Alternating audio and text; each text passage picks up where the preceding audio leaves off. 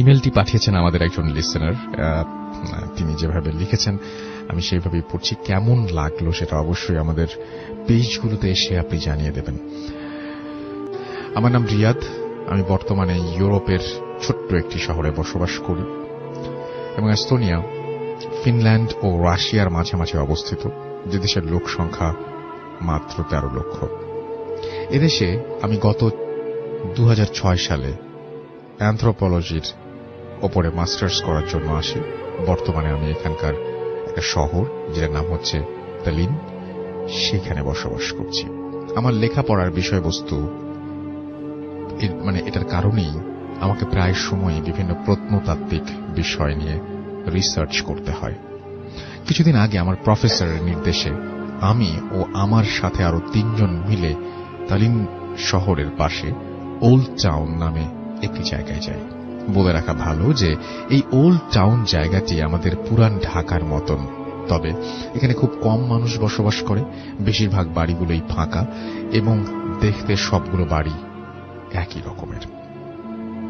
বাড়িগুলো এবং বাড়িগুলোর পাশে বেশ কিছু পুরনো স্থাপনা। দিনের বেলায় দর্শনার্থীরা ভিড় জমায় এই স্থাপনাগুলো দেখার জন্য।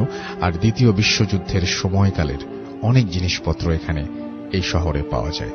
সেদিন আমি ও আমার সাথে 3 জন মিলে আমরা একটি পুরনো স্থাপনার মাঝে প্রবেশ করি। যদিও এর আগে অনেকবার অন্য স্থাপনায় গিয়েছিলাম, কিন্তু গবেষণা করেছি, তবে এটা ছিল সম্পূর্ণ ভিন্ন, এক অন্যরকম অভিজ্ঞতা। স্থাপনাটি ছিল 4 তলা বিশিষ্ট। স্থাপনার ভেতরে সূর্যের আলো প্রবেশের কোনো জায়গা নেই, নেই কোনো জানালা, একটি মাত্র সিঁড়ি, তাও আবার এতটাই সরু যে একজন মানুষের উঠতে কষ্ট হবে।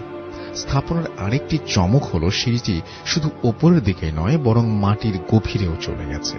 মাটির নিচে রয়েছে আরো 2টি তলা। আমাদের প্রজেক্টটা ছিল মাটির নিচের তলার জিনিসপত্র তথ্য নির্ণয় করা। আমাদের 4 জন হাতের টর্চ নিয়ে কর্তৃপক্ষের অনুমতি সাপেক্ষে মাটির নিচতলায় সিঁড়ি বেয়ে চলে যাই। মাটির নিচে প্রথম তলায় কিছু পৌরাণিক জিনিসপত্র থাকলেও দ্বিতীয় তলায় কিছু চমকপ্রদ জিনিস ছিল। তার মধ্যে ছিল দ্বিতীয় বিশ্বযুদ্ধের সময়কার হামলা করা বোমার কিছু অংশ, মানুষের খুলি, কিছু ধাতব পাত্র ও ধাতবের তৈরি বড় বড় কলসির মতো। আমরা আমাদের ডিভাইস দিয়ে জিনিসগুলো পরীক্ষা করতে হঠাৎ একটি জায়গায় আমার চোখ আটকে যায়। একটি মরচে ধরা 4 কোনা ধাতব কৌটা, যেটার গায়ে কিছু একটা লেখা। যে লেখাটা কোনোভাবেই ওই মুহূর্তে লাইটের আলোয় পড়তে পারছিলাম না, কিন্তু কেন যেন আমার খুব আগ্রহ জন্মে সেই ধাতব কৌটাটির ওপর। হয়তো সেই ধাতব কৌটাটি অন্যান্য জিনিসগুলো থেকে কিছুটা ব্যতিক্রম ছিল, সেই কারণেই আমি ওই ধাতব কৌটাটি কর্তৃপক্ষের অনুমতি সাপেক্ষে ল্যাব টেস্ট করার জন্য আমার সাথে নিয়ে যাই এবং ল্যাবে জমা দিয়ে আমি আমার বাসায় ফিরে আসি। সেদিন একটু রাত করেই ঘুমাই। ঘুমের মাঝে আমি একটি অদ্ভুত রকমের স্বপ্ন দেখতে পাই। স্বপ্নে আমি নিজেকে একটি জঙ্গলের মাঝে একটি লেকের পাশে দেখতে পাই, যেখানে আমি একটি কবরের সামনে দাঁড়িয়ে আছি। সকালবেলা ঘুম ভাঙার পর আমি কোনোভাবেই বুঝতে পারছিলাম না এরকম স্বপ্ন কেন দেখলাম। পরের দিন সকালের নাস্তা সেরে হাতে একটা কফি নিয়ে ইউনিভার্সিটির দিকে চলে যাই। ল্যাবে গিয়ে আমি কৌটাটি খোলার চেষ্টা করি এবং অনেক চেষ্টার পর ধাতব কৌটাটি অক্ষত অবস্থায় খুলতে সক্ষম হই। জং পড়ে থাকা সেই কৌটাটির ভেতর অনেক পুরনো একটি ছোট্ট কাগজ পাই, যেটা দেখতে কিছুটা পুড়ে যাওয়া কাগজের মতো, অর্থাৎ হলুদ রঙের কাগজে যদি অনেকদিন ভাঁজ করে রেখে দেয়া হয় তাহলে যেই লালচে ধূসর রং ধারণ করে সেই রকম। দেখে মনে হচ্ছে এটি দ্বিতীয় বিশ্বযুদ্ধ কিংবা তার আগের সময়কার। কাগজটি খোলার পর আমি একটি অদ্ভুত রকমের নকশা এবং কিছু লেখা দেখতে পাই। লেখাটি রাশিয়ান ভাষায় ছিল, আর আমি এই ভাষা জানি না বলে কাগজটি রাশিয়ান জানে এরকম একজন রিসার্চারের কাছে পাঠিয়ে দেই। সে কাগজটি স্ক্যান করে পরীক্ষা করতে শুরু করে। পরদিন সে আমাকে জানায় যে কাগজের আসান ভাষায় তাদের পৌরাণিক এক দেবতার নাম এবং কিছু মন্ত্র আছে। সেই সাথে সেই নকশার কথা জিজ্ঞেস করলে জানা যায় এটি একটি জায়গায় নকশা, যেটা কিনা কেইলা নামে এটি গ্রাম নির্দেশ করে। এটা জানার পর এই বিষয়টি নিয়ে আমাদের টিমের আগ্রহ আরো বাড়তে থাকে। পরদিন সকালে কেইলা গ্রামের উদ্দেশ্যে আমরা রওনা দিই। নকশা থেকে পাওয়া ধারণা অনুযায়ী আমরা গ্রামের ভেতরে একটি জঙ্গল আছে, সেখানে যাই। আমরা জঙ্গলের ভেতর প্রায় 2-3 কিলোমিটার হাঁটতে থাকি শুধুমাত্র সেই নকশাটি পরিশেষ দেখব বলে রাখা ভালো, ওই গ্রামের মানুষজনের কাছ থেকে শোনা ওই জঙ্গলে নাকি দিনের বেলাতেও মানুষ যাতায়াত করে না, কি নাকি সমস্যা হয়। আর জঙ্গলটা গাছগাছালিতে এতটাই ঘন যে সূর্যের আলোটুকুও ঠিকভাবে পৌঁছয় না। অবশেষে নকশা অনুযায়ী জঙ্গলের মাঝে একটি জায়গায় রাস্তা শেষ হয়ে যায় এবং অন্য দিক থেকে রাস্তা এসে ঠিক একই জায়গায় মেলে। বলা যায় আমরা একটি গোল চত্বরে পৌঁছে যাই। আমাদের সেখানে ছোট্ট একটি লেক দেখতে পাই, কিন্তু লেকটা দেখার পরে আমার শরীরটা কেমন যেন করে ওঠে, কারণ ঠিক এইরকম দেখতে একটা লেক আমি গতকাল রাতে স্বপ্নে দেখেছিলাম। লেকের পানি থেকে কেমন যেন তীব্র দুর্গন্ধ বের হচ্ছিল, আর লেকের প্রায় শুকিয়ে যাওয়া পানি ছিল কালো বর্ণের। আমার টিমের একজন, যার নাম ছিল অ্যান্ড্রু, সে লেকের ঠিক দক্ষিণ পাশে দুটো গাছের মাঝামাঝি একটি উঁচু জায়গায় আবিষ্কার করে, যেটা কিনা নকশায় নির্দেশ করা ছিল। আর নকশায় এও বলা ছিল যে ওই উঁচু জায়গাতে দেবতার প্রাণ শক্তি লুকায়িত আছে। আমার টিমের অ্যান্ড্রু ছিল ক্যাথলিক আর বাকি দুজন ছিল নাস্তিক। তারা ডিসিশন নেয় যে তারা ওই উঁচু জায়গাটিতে ঘুরে দেখবে কি আছে, কিন্তু আমার কেন যেন খুব বেশি একটা ভালো লাগছিল না। বারবার গত রাতের স্বপ্নের কথা মনে পড়ছিল। খোঁড়াখুড়ি করার যন্ত্রপাতি না থাকায় সেদিন আমরা ফিরে চলে আসি। সেদিন রাতে বাসায় এসে নিজের রান্না ও ডিনার শেষে অনেক লেট হয়ে যায় আমাদের। বিছানায় পিঠ লাগাতেই ঘুম চলে আসে। কখন যে ঘুমিয়ে যায় নিজেই টের পাইনি। সেদিন রাতেও আমি সেই আগের রাতের সেম স্বপ্নটা দেখতে পাই, এবং আরো দেখতে পাই যে কে যেন একজন আমাকে বলছে সেই জঙ্গলের মাঝে লেকের কাছে না যেতে, বারবার আমাকে হাত দিয়ে না যাবার জন্য নির্দেশ করছে, কিংবা কোনো কিছু বারণ করছে। সকালে প্রচন্ড মাথা ব্যথা নিয়ে ঘুম ভাঙে, কিন্তু কোনোভাবেই আমি স্বপ্নের ব্যাপারটা মেটাতে পারছিলাম না। প্রতিদিনের মতো আজকেও আবার ল্যাবে চলে যাই, এবং আজকে একটু আগে কাজ শেষ করে আমরা ওই জঙ্গলে বেরিয়ে পড়ি।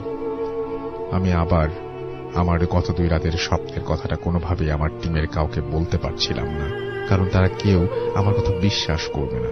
আজকে কেন জানি আমার টিম মেম্বার অ্যান্ড্রু যেতে চাইছিল না, তবে সবার কথায় পরে সে যেতে রাজি হয়। আর আমি কেমন যেন ভয় পাচ্ছিলাম, আবার কৌতূহল হচ্ছিল। মনে হচ্ছিল যদি ভালো একটা কিছু পেয়ে যাই তাহলে আমার থিসিসের কাজে সহায়ক হবে। যাই হোক, আজকে সমস্ত যন্ত্রপাতি নিয়ে একজনের গাড়িতে চড়ে রওনা হলাম। গ্রামের শেষ অংশে যাবার পর গাড়ি নিয়ে যাওয়া যায় না, তাই গাড়ি রেখে হাঁটা শুরু করলাম। গ্রাম পেরিয়ে জঙ্গলে ঢোকার সময় এক বৃদ্ধের সাথে দেখা। বৃদ্ধ দেখতে কিছুটা কুঁচো হয়ে গেছে, কিন্তু তার সবগুলো চুল দাড়ি পাকেনি, আধা পাকা টাইপের। সে তাদের ভাষায় জিজ্ঞাসা করলো যে কোথা থেকে এসেছি। আমরা আমাদের উত্তর না দেওয়ার আগেই সে বলল, তোমরা যেখানে যাচ্ছ সেখানে যেও না, হয়তো আর ফিরতে পারবে না। কথাটি আমার মনে দাগ কাটল। আমার সাথে থাকা অ্যান্ড্রু কিছুটা চমকে গেল। বৃদ্ধ আরো বলল, 5টি নাবালক শিশুকে জ্যান্ত পুঁতে ভুডো থেকে আরো শক্তিশালী করে রাখা হয়েছে। বলে রাখা ভালো, ভুডো একটি প্রাচীন রোমান শয়তান দেবতার নাম। আমরা ওই বৃদ্ধ কিছু বলার আগেই সে তার মতো চলে যায়। আমরা আমাদের মতো সেই নির্দিষ্ট লেকের পাশে গিয়ে আমাদের যন্ত্রপাতি নিয়ে দাঁড়ালাম। আজকে কেমন যেন লেকের পানি আরো বেশি দুর্গন্ধ আসছিল, আর সূর্যের আলো কম থাকায় কেমন যেন একটা অন্ধকারাচ্ছন্ন লাগছিল সবকিছু। খেয়াল করলাম চারপাশে খুব নিস্তব্ধ, এমনকি পাখির ডাকও শোনা যাচ্ছিল না। খুব স্তব্ধতা বিরাজ করছে ওই জায়গাটার চারপাশে। যাই হোক, আমরা আমাদের কাজ শুরু করে দিলাম। যেহেতু জায়গাটা জঙ্গলে, কারো ব্যক্তিগত প্রপার্টি নয়, তাই মাটি খোঁড়ার জন্য কোনো অনুমতি নেওয়ার প্রয়োজন হয়নি। মাটি খোঁড়ার আগে আমরা আবারও সেই নকশার কপিটা বের করে জায়গাটি ঠিক করে নিয়েছি, নিশ্চিত হয়ে নিয়েছিলাম। তারপর আমরা চারজনই মাটি খোঁড়া শুরু করলাম। প্রায় ঘণ্টাখানেক মাটি খোঁড়ার পর সবাই ক্লান্ত হয়ে পড়ি। ছোট একটা বিরতি নিয়ে আবার কাজ শুরু করব বলে আমরা সিগারেট ধরাই। চারপাশের স্তব্ধতা আমাদের কেমন যেন শিহরণ দিচ্ছিল। এর আগেই এইরকম প্রত্নতাত্ত্বিক জিনিস নিয়ে কাজ করেছি, কিন্তু এবারেরটার মতো আগে কখনো এমন থ্রিল অনুভব করিনি। বারবার মনে হচ্ছিল মাটি খোঁড়ার কাজ আমাদের না, আর তাছাড়া প্রফেসর জানলে আমাদের জন্যই সমস্যা হয়ে দাঁড়াবে। যাই হোক, সিগারেট শেষ করে আমরা আবার কাজে ফিরলাম। তবে এবার যা দেখলাম তা ছিল আমাদের জন্য অবিশ্বাস্য। মাটি খোঁড়ার আগে উঁচু জায়গাটি যেমন ছিল এখনো তেমনি আছে, একটা খোঁড়ার দাগও নেই। বিষয়টা আমাদের কাছে প্রচন্ড অবাক লাগলো। চারজন মিলে 1 ঘন্টা খোঁড়ার পর মাটিগুলো আবার সেই জায়গায় পাশে ফেলেছিলাম, কিন্তু সেই চিহ্নও নেই। সত্যি অবিশ্বাস্য। এই অবাক করা বিষয়টা কেউ বিশ্বাস করতে পারছিলাম না, তাই আমাদের নিজেদের মাঝে কথা কাটাকাটি শুরু হয়ে যায়। এদিকে সন্ধ্যা হওয়ার উপক্রম। আমরা সেদিন আর কাজ না করে সেখান থেকে ফিরতে শুরু করলাম। ফেরার পথে যন্ত্রপাতি গুলো যার যার কাঁধে তুলে নিলাম। গাড়ি পর্যন্ত আসতে প্রায় 1 কিলোমিটার হাঁটতে হবে। আমি আবার সেই যন্ত্রপাতি কাঁধে নিয়েছিলাম। এখনো সেই যন্ত্রপাতি আমার কাঁধে নিয়ে আসছি, কিন্তু এবার কেন যেন আগের চেয়ে বেশি ভারী মনে হচ্ছিল। হাঁটার সময় আমার বারবার মনে হচ্ছিল কি যেন আমার ঠিক ঘাড়ের পেছনে নিঃশ্বাস ফেলছে, আর আমার ঘাড়ে প্রচন্ড ওজন অনুভব করছিলাম। বারবার চমকে উঠছিলাম আমাদের পেছনে কারো হেঁটে আসার আওয়াজ শুনে।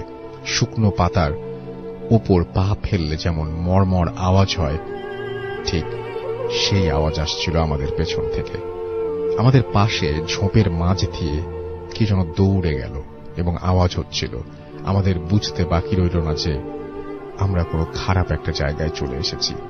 এসব থেকে পরিত্রাণ পাওয়ার জন্য আমরা খুব দ্রুত পা চালালাম, কিন্তু যেখানে 1 কিলোমিটার পথ হওয়ার কথা 15-20 মিনিটে সেখানে 1 ঘন্টা হাঁটার পরে আমরা গাড়ির কাছে পৌঁছাতে পারলাম না।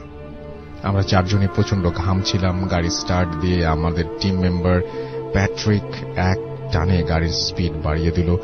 তখন আমরা জঙ্গল পেরিয়ে গভীর গ্রামে, যেই দেশে মোট 13 লাখ মানুষ বাস করে, সেই দেশের একটি অজপাড়াকা গ্রামে কজনই বা বাস করতে পারে সেটা খুব সহজে অনুমান করা যায়। আমাদের গাড়ি থেকে আমরা আশেপাশে কোনো বাড়ি দেখতে পাচ্ছিলাম না।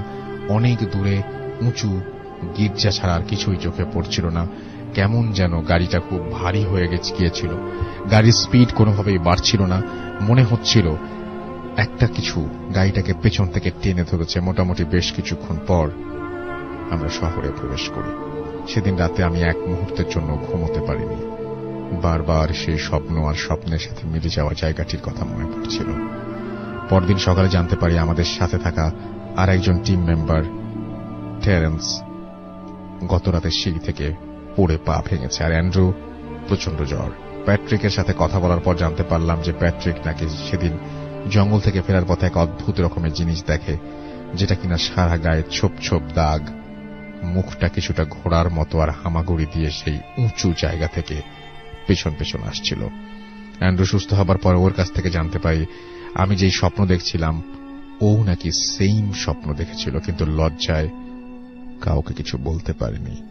তখন বুঝতে পারি কেন অ্যান্ড্রু সেদিন যেতে চাইছিল না। কিন্তু দুজন একই রকম স্বপ্ন দেখা, আবার বাস্তবে সেটার সাথে মিল পাওয়া, সবকিছুই কি কাকতালীয়?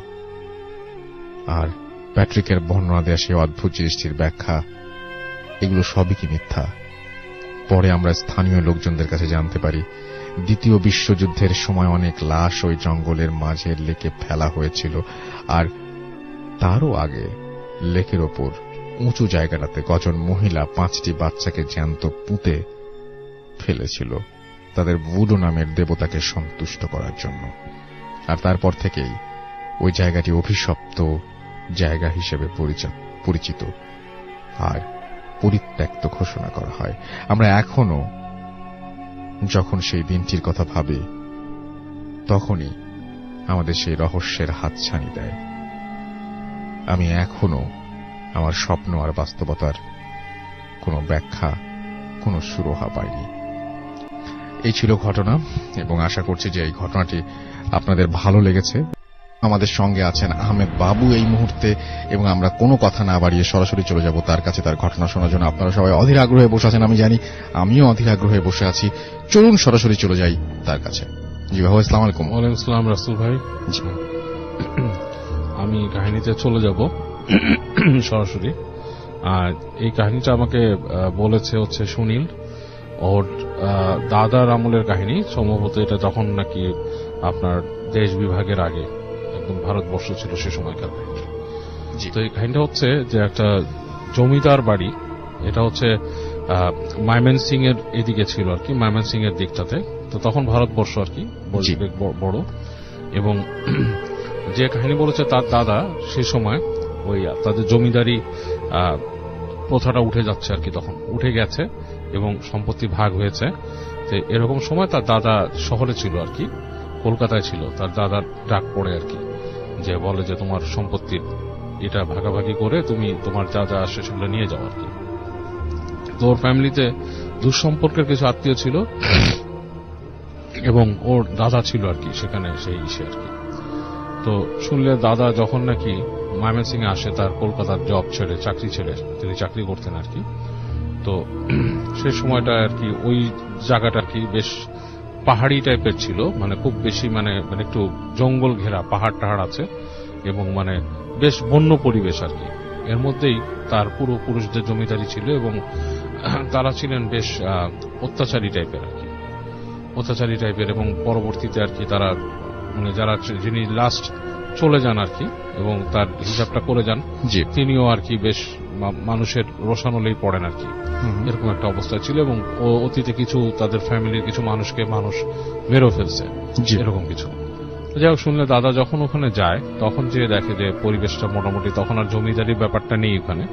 তবে তার যে উকিল তিনি এবং তাদের যে ম্যানেজার ছিলেন তিনি ওই বাড়িটাতে তাকে নিয়ে যান আর কি, নিয়ে যে ওখানে রাখেন, দেখান বাড়িটা, বিশাল বাড়ি, এবং তার অন্যান্য যে জিনিসগুলো বুঝে নেওয়ার সেগুলো তাকে বোঝাতে থাকেন। এবং তার এক দুঃসম্পর্কের এক হয় আর কি, মানে যেটাকে বলে জেঠি বা সামথিং ছিল আর কি।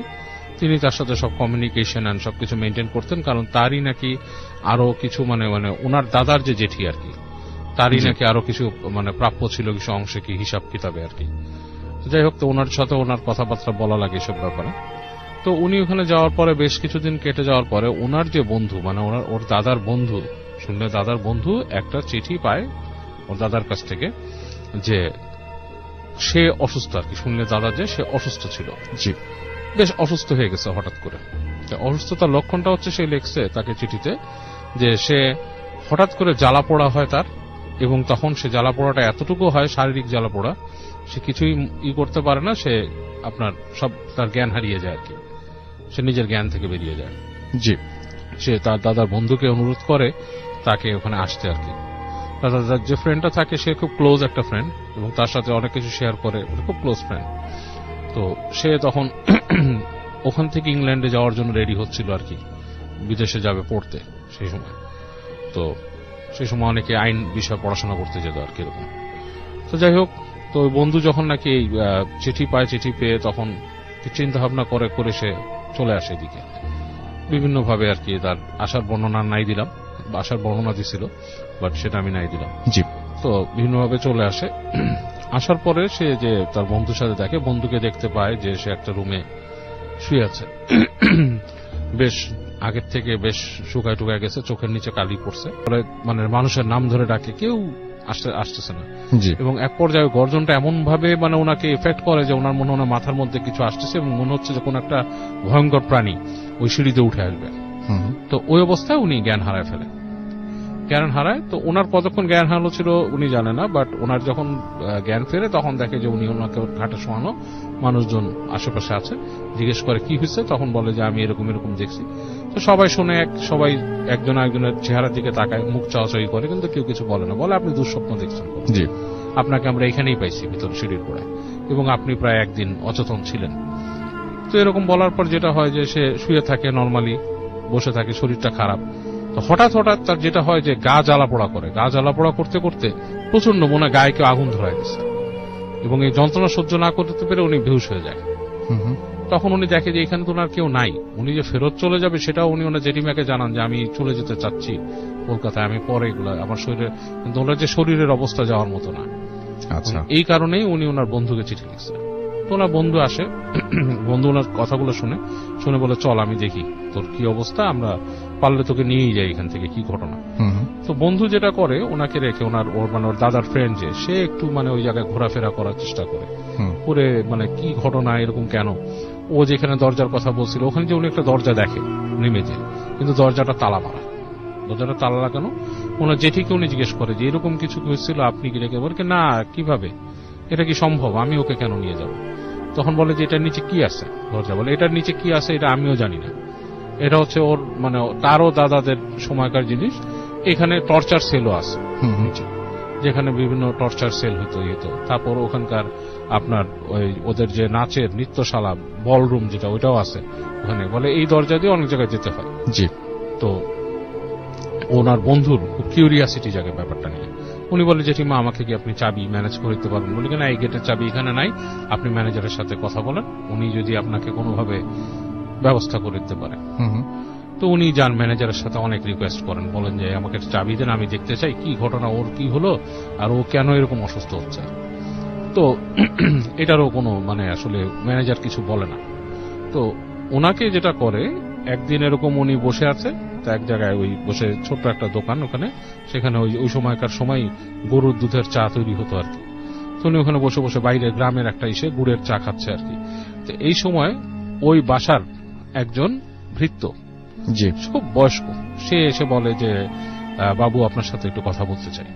তো উনি বলে যে কি ব্যাপার, কি নিয়ে কথা বলবা, বলে যে আমি ওই বাবুর সুনীল বাবু, ওই যে বাবু যে আছে ওনার যে অসুস্থতা, উনি যে অসুস্থ কেন আপনাকে আমি বলতে চাই কি হয়েছে। তো বলতেছে কি ব্যাপার, বলে যে ব্যাপার হচ্ছে যে ওনাদের এই বাড়ির সম্পত্তি নিয়ে অনেক ব্যাপার আছে, ওনার জ্যাঠার ছেলেরাও অনেক আগ্রহ, ওনারা খুব অত্যাচারী ছিলেন। আচ্ছা। তো সম্ভবত ওনার জেঠিমা অনেক জানে, জাদুটোনা জানে, জাদুটোনা করছে। আর ওই যে আপনি যে রুমে ঢুকতে চান, যেখানে ঢুকতে উনি যে ভয় পাইছে বলতেছে, ওখানে কিন্তু উনি আসলেও ঢুকছে, কারণ ওইখানে কিন্তু ঢুকে ওনার জেঠিমা মাঝে মাঝে আপনাকে মিথ্যা বলছে যে ওখানে ঢুকে না। বলে আপনি আমাকে কেন বলে দিচ্ছেন এগুলা, বলে আমি ওনার ভালো চাই, উনি তো এগুলোর সাথে জড়িত না, উনি কিছুই জানে না, উনি আসছে ওনার হিস্সা নিয়ে যেতে এখান থেকে, আর তো কিছু না।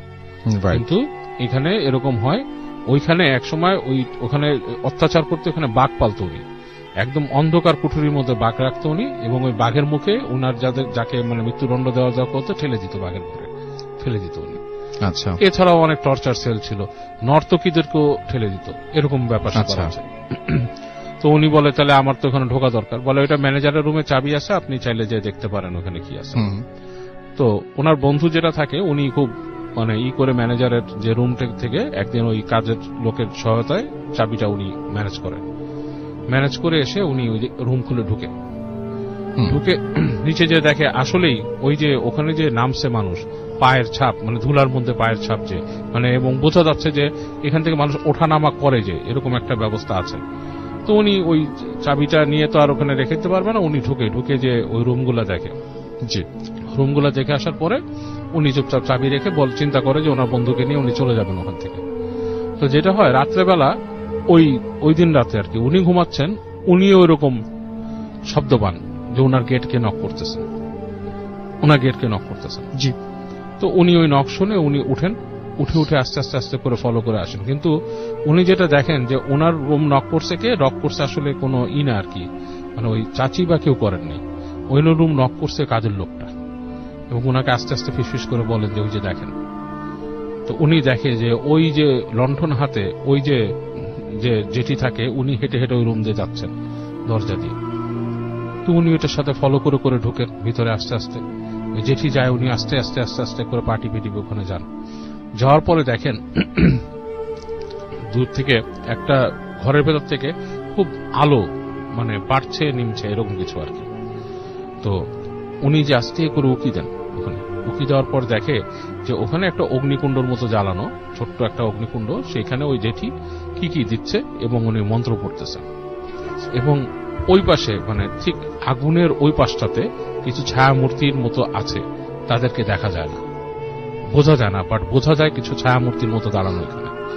তো উনি জিনিসটা দেখে মানে জিনিসটার এতটা ভয়াবহ ছিল জিনিসটা, যে জেঠির যে রূপটা ছিল সেখানে সেটাও বেশ ভয়াবহ, চুল টুল খোলা, এবং উনি বেশ ভয় পেয়ে যান ওইটা দেখে। উনি ভয় পেয়ে উনি আস্তে ধীরে উনি ওখান থেকে চলে আসেন, উঠে আসেন, ওখানে আর থাকেন না, এবং এসে দেখেন বন্ধুর কাছে, দেখে বন্ধু সারা শরীর হিম হয়ে গেছে, মানে ঠান্ডা। তো উনি বন্ধুকে তাড়াতাড়ি উনি ওনার সাথে যে ওই লেপটের চাদর ছিল তা দিয়ে ঢেকে ঢেকে দেন, দেখে উনি ওই রাতে ওখানে বন্ধুর সাথে ঘুমায় যান। এখন পরদিন উনি যে দেখেন সবকিছু ঠিকঠাক, উনি ব্যবস্থা করেন ওনার বন্ধুকে নিয়ে যাবেন ওখান থেকে। তো সবকিছু মোটামুটি রেডি হয়। শেষ মুহূর্তে এসে যে ম্যানেজার যে নিয়ে যাবে বলে যে আজকে তো আপনাদের বেরোতে পারতেছেন না, আপনাদের কালকে যেতে হবে, আজকে যাওয়া সম্ভব না বাসা থেকে। তো উনি একটু হতাশ হন, যে উনি মনে করছিলেন যেটা থেকে আমি পালিয়ে গেলেই মনে হয় ভালো, আর যদি বন্ধুকে নিয়ে যেতে পারি এখান থেকে ভালো। তো রাতের বেলা উনি ঘুমিয়ে আছেন ওই দিন রাতে, বন্ধু রুমে ঘুমান নাই, নিজের রুমে ঘুমাইছে। তো উনি দেখতেছে যে ওনার বিছানার চারপাশ দিয়ে কিছু এরকম ছায়ামূর্তি ঘুরতেছে, বেশ লম্বা লম্বা ছায়ামূর্তি ঘুরতেছে। আর উনার ঠিক মাথার কাছে ওই জেঠি, কিন্তু অন্ধকারের মধ্যে, উনি বুঝতেছে একে, বলতেছে যে তুই ওকে নিয়ে যেতে আসছিস, ওকে তো যেতে দিব না, আর তুই যদি নিজের প্রাণ নিয়ে যেতে চাস তুই চলে যা এখান থেকে। তো এটা ওনাকে বলার পর উনি মানে ঘুমের মতো তন্দ্রার মতো ছিল, উঠে দেখে যে কেউ নাই রুমের ভিতরে। বাট উনি মেসেজটা পেয়ে উনি খুব ভয় পায়। তো উনি ইসের সাথে কথা বলে, পরদিন সকালে উঠে ওই যে ভৃত্যটা ছিল তার সাথে তাকে খুঁজে বের করে তাকে কথা বলে যে তুমি আমাকে কি কোনো ব্যবস্থা করে দিতে পারবে এখান থেকে চলে যাওয়ার জন্য। সে বলে আমি আপনাদের চলে যেতে দিতে পারবো, কিন্তু একটা ব্যবস্থা করতে পারবো, কিন্তু আমাকে কিন্তু এটার জন্য ক্ষতি হবে। তো বলে যে আপনার ক্ষতি হবে, কিন্তু আমাদেরকে বের করে দেন, আমরা তো এখানে সমস্যায় পড়ব। তো এটা বলার পরে ওই লোক ওনাদেরকে মানে ওই একটা পথ বলে যে এদিক থেকে এরকম সকালবেলা বের হয়ে দিকে চলে যাবেন, এদিক থেকে চলে গেলে মানে আপনারা মোটামুটি সমস্যার থেকে বের হয়ে যাবেন। কিন্তু এই পথটা সোজাসুজি এদিক দিয়ে যায়নি, এটা গ্রামের ভেতর দিয়ে ঘুরে ঘুরে গেছে। তো উনি ওই দিক থেকে বের হন সকালবেলা, ওইরকম কথা, বন্ধু কাউকে চোখে মানে কাউকে যখন কেউ দেখে না এরকম সময় বের হয়ে যায় বন্ধুকে নিয়ে। তো যেতে যেতে যেতে রাস্তার মধ্যে তখন একটা সময় বিকালের মতো হয়ে যায় আর কি, বিকালের মতো হয়ে যায়। তো তখন উনি আবার ভয় পায় যে যদি কোনো ক্ষতি হয় বা কিছু। এর মধ্যে ওনার বন্ধু অনেকবার বলছে তার গা জ্বালা পোড়া করতেছে, অনেক কিছু এরকম হচ্ছে। তো উনি ঘুরতে ঘুরতে ঘুরতে উনি মানে দিশা পায় না কি করবে, আশেপাশে কোথাও যাওয়ার মতো জায়গা নেই। তো ওখানে কাছে দেখে যে ওখানে যে একটা গ্রামের মধ্যে ছোট্ট একটা টিনের ঘরের মতো একটা মসজিদের মতো করে রাখছে। তো ওইখানে দেখে যে খুঁজে দেখে, তাকায় দেখে যে ওইখানে একজন মৌলানা সাহেব আছেন। তো উনি যে তাকে বলেন যে আমাদেরকে একটু হেল্প করেন, আমরা আপনার ধর্মের না, কিন্তু আমাকে একটু হেল্প করেন। কি বলে যে এরকম আমার বন্ধু এরকম সমস্যায় পড়ছে, সে মানে উনি বলেন না কোন জমিদার বাড়ি বা নাকি, এটা বলেন না, বলে যে এরকম সমস্যায় পড়ছে, তাকে এরকম মনে হয় কালো জাদু করা হয় এই সে। তো মৌলানা সাহেব বলে অবশ্যই, বলে আপনি কি আমাকে সাহায্য করবেন? তো বলে যে হ্যাঁ অবশ্যই করব, কেন করব না।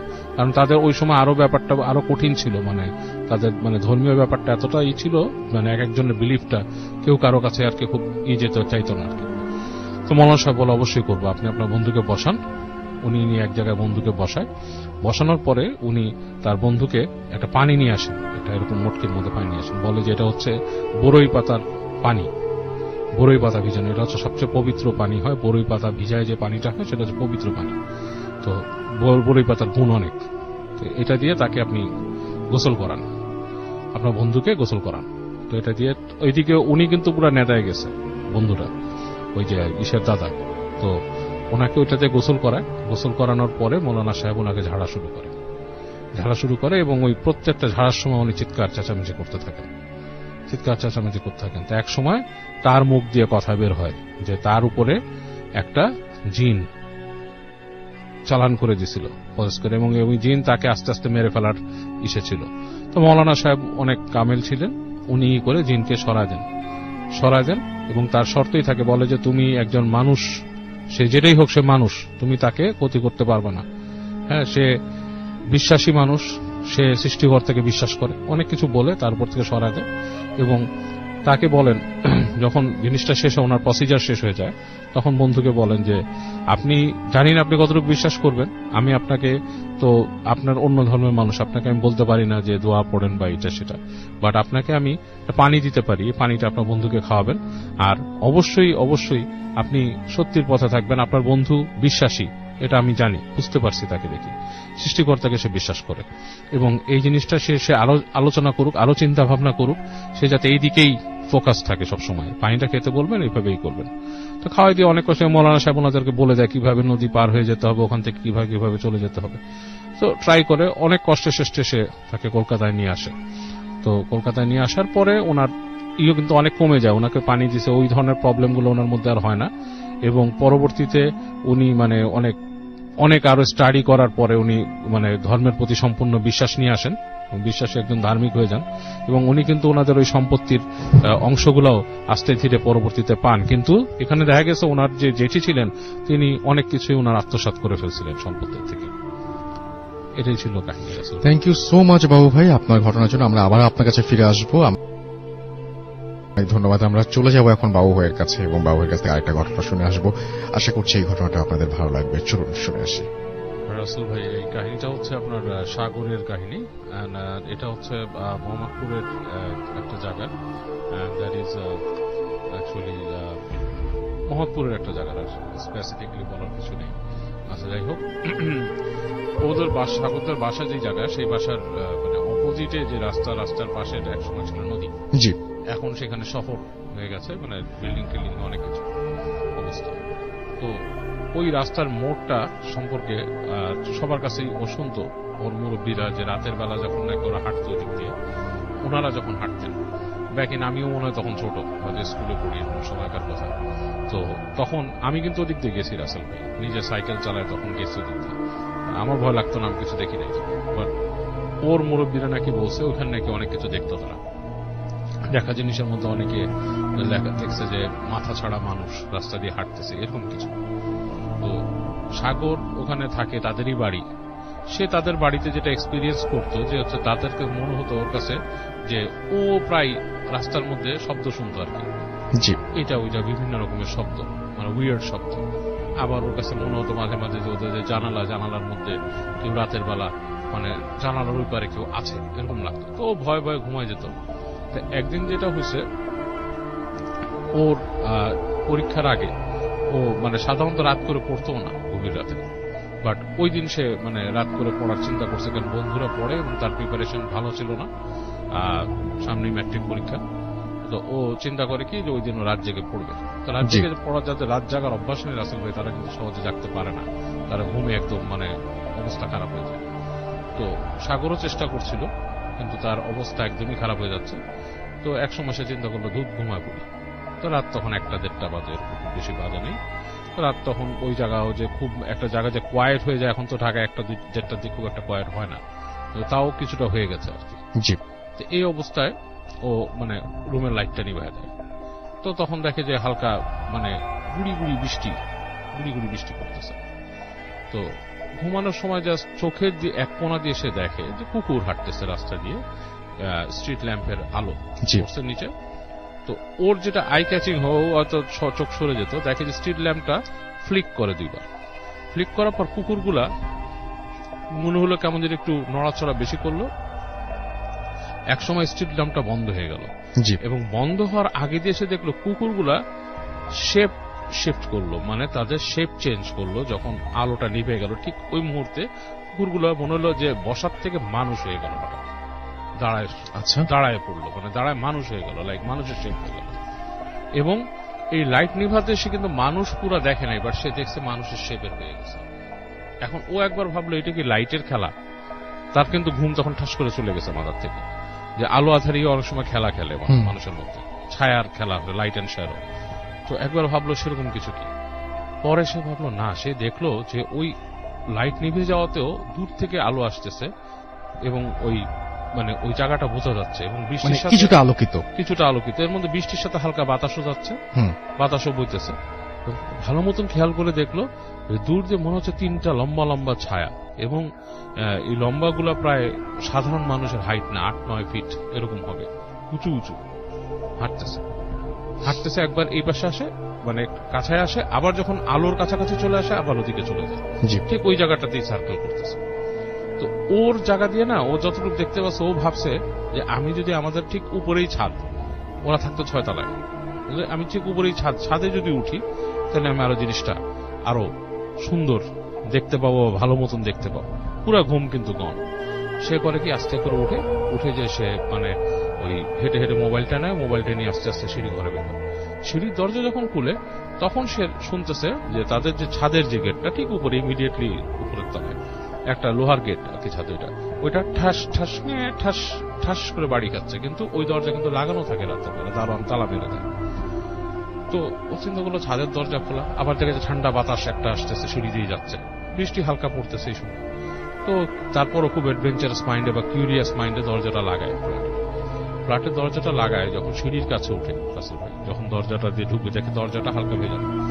এই সময় সে দেখে সিঁড়ির এখান থেকে লম্বা লম্বা এরকম ছায়ার মতো মানুষ, লাইক ছায়ার মতো জিনিস, মানুষ বললে ভুল হবে, শেপটা মানুষের মতো এর জন্য তাই বলছি, উপরের অংশটা বোঝা যায় না যে কি চেহারা বা কিছুই বোঝা যায় না, পা দুটো বোঝা যাচ্ছে লম্বা লম্বা।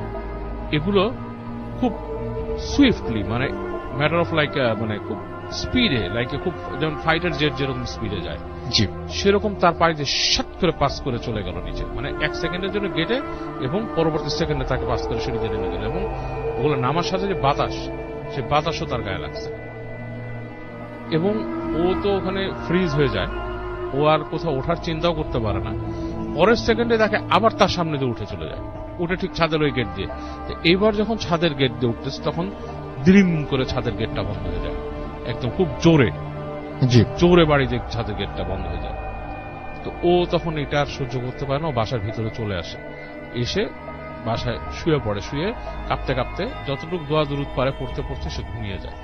সকালবেলা তার ফ্যামিলি তাকে দেখে প্রচন্ড জ্বর মাথার মধ্যে, এবং এই জ্বর অবস্থায় তার মনে করেন যে মানে কঠিন অবস্থা, মানে তার পরীক্ষা দেওয়ার মতো অবস্থা নাই, মানে তার এটা মানে টেস্ট পরীক্ষা ছিল সম্ভবত, মানে একটা ছুটি হয় না ম্যাট্রিক পরীক্ষার আগে, সেরকম পরীক্ষা, এরকম অবস্থা নাই। তো ওর বাপ মা ওকে বলে যে জ্বর আসছে, ডাক্তার দেখে, এবং বাবা মাকে স্কুলে বলে যে আমার এরকম এরকম হয়েছে। তখন তাকে বাসার থেকে একটু বকাও দেয় যে তুমি এরকম সময় কেন বের হয়েছে, তোমাকে বলছি যে জায়গাটা খারাপ পুরোপুরি, এবং তাকে ওই করা হয়, চিকিৎসা করা হয়। জ্বর ডাক্তার দিচ্ছে, জ্বর কমতেছে না, জ্বর হালকা রেমিশন যায় আবার বাড়ে, রেমিশন যায় আবার বাড়ে। তো ওর যে বড় চাচা, সে ওখানকার কাছের মসজিদের ইমাম সাহেবকে বলেন, অলাপন ইমাম সাহেব বলে যে ওকে পারলে নিয়ে আসেন। তো ওকে যখন নাকি নিয়ে আসে ইমাম সাহেবের কাছে, মসজিদের মধ্যে যখন ঢুকে, তার জ্বর ছিল শরীরে, মসজিদে ঢোকার সাথে সাথে জ্বর কিন্তু রাসেল ভাই নাই, শরীর ঠান্ডা হয়ে গেছে, নর্মাল টেম্পারেচার। ইমাম সাহেব তার সাথে কথা বলে তুমি কেমন ফিল করতেছো? ভালো। তোমার জ্বর আছে না? খারাপ লাগতেছে না? সব ঠিক আছে। তখন তাকে দোয়া পড়ে দেয় এবং তাকে কিছু দোয়া শিখায় দেয়। এই দোয়াগুলো বাবা আমাকে পড়ে দিতে বলে, পানিতে পড়ে ফু দেয়, বলে যে এই পানিটা খেতে এবং গোসল করতে সেই পানিতে, এবং বলে আপনার বাসাও ছিটাই দিবেন। ছেলে সিঁড়িতে জানি সে রাতের বেলা কখন না উঠে, আপনাদের সিঁড়িটা পারলে বন্ধ করায় দিবেন। মানে সিঁড়ির মধ্যে হয়তো জিনিসটা যেটা হয়েছে যে ও রাতের বেলা দেখছে, এবং এগুলো তো খারাপ জিন, ওরা দূর থেকে ওকে খেয়াল করছে, ও যে খেয়াল করছে, এবং ও এসে দাঁড়াইছে, তারা হাওয়া করে কান্নাকাটি করতেছে, একটু পরে পরে গর্জন দেয়, মনে হচ্ছে মাটি সহ কাঁপে এরকম। তো উনি তো ভয়ে পুরো শেষ, উনি ভাবছে যে উনি শেষ, আর কি আর মনে বাঁচবে না, এই শেষ। তো উনি আবার স্মোক করতো, ওনার এখানে ম্যাচ ছিল, উনি আবার জানে যে এইসব কিছু আগুনকে ভয় পায়। উনি অনেক চেষ্টা করে ম্যাচ জ্বালানোর জন্য, উনি দিয়াস লাইট সবগুলো ইউজ করে, একটাও কাজ করে না, একটাও জ্বলে না। তো ওনার কাছে টর্চ লাইট ছিল, উনি এটা যখন মারতে যায় তখন ফিউজ হয়ে গেছে, টর্চ লাইট আর কাজ করে না। অনেক কষ্টে ওনার গ্যাস ম্যাচ ছিল, এটা দিয়ে অনেক কষ্টে সর্বশেষ যখন একটা চালায়, এই সিগারেট যখন একটা জ্বালায়, তখন এটা চলে গেছে। তো উনি এটার বিবরণটা রাসেল ভাই যেরকম ভাবে দিয়েছিল যে অবিকল মানুষের মতো, শুধু তার মাথাটা নাই, আর চোখ, 4টা চোখ তার বুকের মধ্যে, আর উনি যতটুকু সাইজ দেখাইছিল, যে দাঁতের সাইজ 7 থেকে 8 ইঞ্চি দাঁতগুলা, তাও বুকের মাঝেই। তো এইটা এইভাবে চলে যায়, এলাকাতে অনেক কবিরা জানা হয় যে কি প্রতিকার। এলাকাবাসী তো পুরো অতিষ্ঠ, সবাই ভয়ে আতঙ্কিত হয়ে গেছে, কেউ কিছু করতে পারতেছে না, রাত্রেবেলা বের হইতে পারতেছে না। তো কবিরা জানে কেউ কিছু করতে পারে না, কেউ কিছুই করতে পারে না। তো বলতেছে যে ওই যে উনি যে পীর সাহেব ছিল দাদা, যে উনি তো পালতো, উনি ছাড়া তো এখন কিছুই করা যাইতেছে না এগুলার। তো আমার এক চাচা, 5 নম্বর চাচা, উনি রাত্রে